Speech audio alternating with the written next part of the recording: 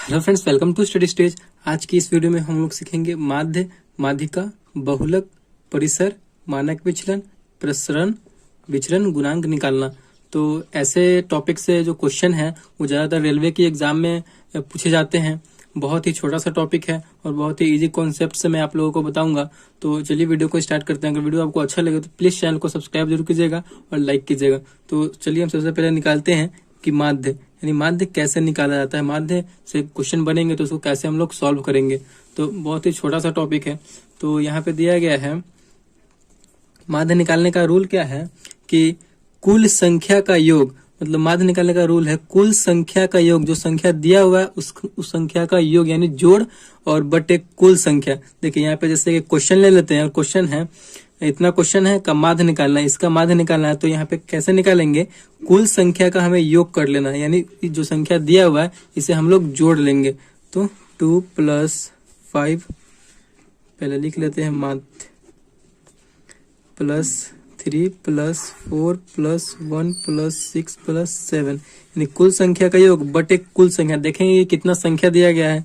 तो 1 2 3 4 5 6 7 संख्या यानी 7 दिया हुआ है, 7 संख्या दिया हुआ है तो उसको लिख लेंगे। ठीक, अब इन पूरे संख्याओं को नंबर को हम ऐड करेंगे। तो ऐड करने के बाद जो संख्या आएगा वो कितना आएगा, तो 28 आएगा। ठीक, 28 पूरा आएगा और 7 है नीचे तो 7 से डिवाइड करना है। तो 7 चौक 88 यानी 4, यानी जो पूरे नंबर का जो माध्य है वो कितना आया, तो 4। तो इस प्रकार आप माध्य बना सकते हैं। बहुत ही सिंपल सा तरीका है माध्य बनाने का।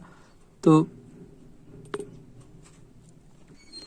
माध्य में जो भी संख्या दिया जाएगा उस पूरे संख्या को हम लोग जोड़ लेंगे, यानी कुल संख्याओं का योग। और जितना संख्या रहेगा काउंट करके नीचे लिख देंगे तो और उससे भाग देंगे तो वही हमारा माध्य हो जाएगा। तो चलिए आगे देखते हैं इसमें। अब माध्यिका निकालते हैं कि माध्यिका कैसे निकाला जाता है। चलिए माध्यिका से क्वेश्चन ले लेते हैं, उसको सॉल्व करते हैं।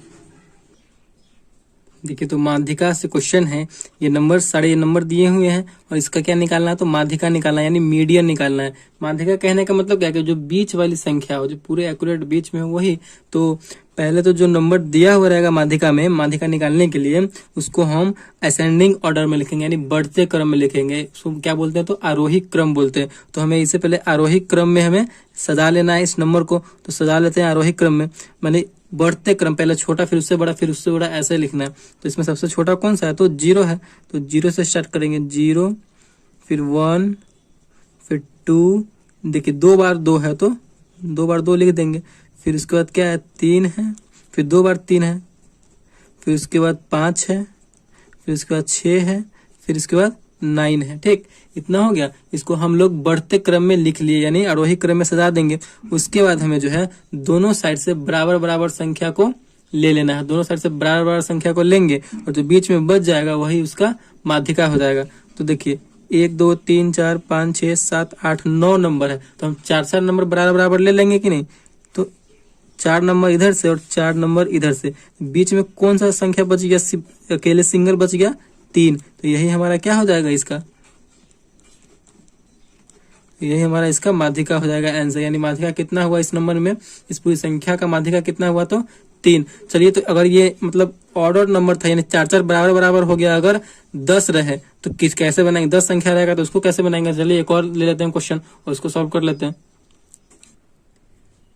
तो माध्यिका से एक और क्वेश्चन है, नंबर दिया गया और बोल रहा है इसका कैसे माध्यिका निकालना है यानी मीडियन निकालना है। तो हम माध्यिका निकालने के लिए आपको क्या बताएं कि सबसे पहले माध्यिका अगर हमें निकालना हो तो सबसे पहले हमें क्या करना होगा कि जो भी नंबर दिया हुआ है उसको आरोही क्रम में लिख लेना, यानी बढ़ते क्रम में लिखेंगे, असेंडिंग ऑर्डर में लिखना है। तो बढ़ते क्रम में लिखने के लिए सबसे पहले छोटा हमें लिखना होगा, फिर उससे बड़ा, फिर उससे बड़ा ऐसे लिखना होगा। तो इसमें 0 है सबसे छोटा, 0 से स्टार्ट करेंगे, 0 फिर उसके बाद क्या है 1 फिर उसके बाद 2। देखिए 2 इसमें कितना बार है, 1 2 बार 2 है तो 2 बार हम 2 लिख लेंगे।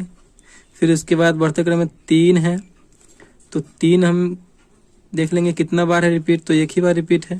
फिर उसके बाद क्या है 4 है उससे बड़ा, तो 4 देखिए कितना बार है, तो एक ही बार है। उसके बाद 5 लिख लेंगे, 5 देखिए 1 2 3 बार रिपीट है तो हमें 5 3 बार लिख लेना है। ठीक, फिर उसके बाद हमें क्या करना है, तो उसके बाद 6 नहीं है तो 7 है तो हमें 7 ले लेना है। फिर उसके बाद 8 है, फिर उसके बाद 9 है।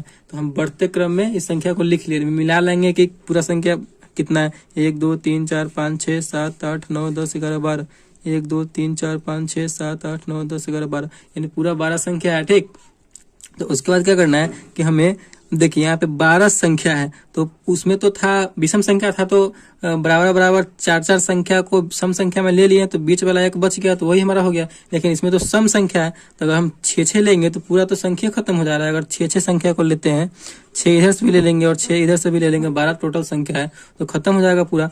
तो क्या करेंगे हम, इसमें से 5 संख्या को हम ले लेते हैं, 5 इधर से और 5 इधर से, 1 2 3 4 5 संख्या इधर से, 1 2 3 4 5। अब देखिए माध्यिका निकालने के लिए, तो अब ये 2 संख्या बच गया, 2 संख्या बच गया, तो दोनों संख्या में से कोई कितना माध्यिका होगा, इसके बीच वाला ही ना माध्यिका होगा, और 4 और 5 के बीच में जितना आएगा वही उसका माध्यिका हो जाएगा। अगर 2 नंबर आ रहा है माध्यिका में, तो क्या करेंगे, इन दोनों को जोड़ देंगे, और 2 संख्या है तो 2 से हम लोग भाग दे देंगे। ठीक, तो 5 4 9 अब बटे 2 कितना हो जाएगा, तो 4.5, यही इसका आंसर हो जाएगा। यानी इतना जो नंबर दिया गया इसका माध्यिका यानी मीडियन कितना हो जाएगा, तो 4.5। तो इस प्रकार आप माध्यिका बना सकते हैं। चलिए आगे देख लेते हैं। अब बहुलक बना लेते हैं। बहुलक से संबंधित जो भी प्रश्न है उनको हम लोग सॉल्व कर लेते हैं।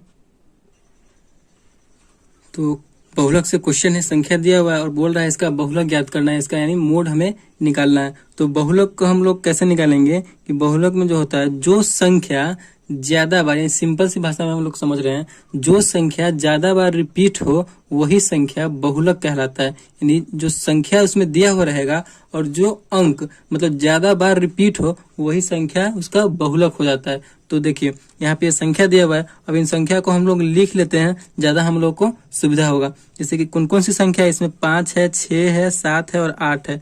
चलिए 5 है, 6 है, 7 है और 8 है। ठीक, ऐसा लिख लेंगे। अब देखेंगे कि 5 कितनी बार रिपीट है, तो गिन लेंगे उसको, 1 2 2 5 2 बार है।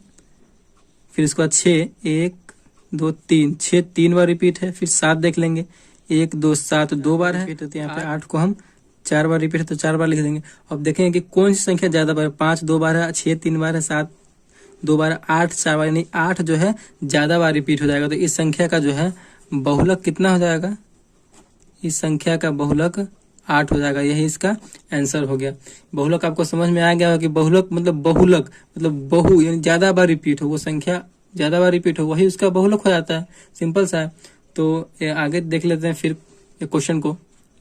देखिए हम माध्य सीख चुके हैं, माध्यिका सीख चुके हैं, बहुलक सीख चुके हैं और आगे हम सीखेंगे परिसर। तो परिसर को हम लोग समझ लेते हैं, परिसर क्या है। तो परिसर से क्वेश्चन है, रेंज से ये संख्या दिया हुआ है और इसका बोल रहा है कि हमें परिसर निकालना है, यानी इस संख्या में रेंज निकालना है, परिसर। ठीक, तो परिसर निकालने का क्या एक नियम है कि बड़ी संख्या माइनस छोटी संख्या, जो संख्या उसमें दी हुई है मतलब जो सबसे बड़ा है और जो सबसे छोटा है उसको घटा देना है। बड़ी संख्या में से सबसे छोटी संख्या को घटा देंगे तो वही उसका परिसर हो जाएगा। सबसे तो यहाँ पे देख लेते हैं कि सबसे बड़ी संख्या इनमें कौन सी है। तो सबसे बड़ी संख्या इनमें 19 है। आप देख लेंगे 11 13 9 17 13 9 13 19 में सबसे इनमें बड़ी संख्या 19 है। तो हमें क्या संख्या लिख लेना है, 19। जो संख्या सबसे बड़ी होगी परिसर में वही लिख लेंगे। और फिर माइनस, तो माइनस छोटी संख्या, तो छोटी संख्या देखेंगे इनमें सबसे छोटी संख्या कौन सी है। तो 11 13 9 में इन सबों में सबसे छोटी संख्या यहाँ पे 9 है। ठीक, यहाँ पे सबसे छोटी संख्या 9 है। और 19 में से 9 घटा लेंगे तो कितना आ जाएगा, 10।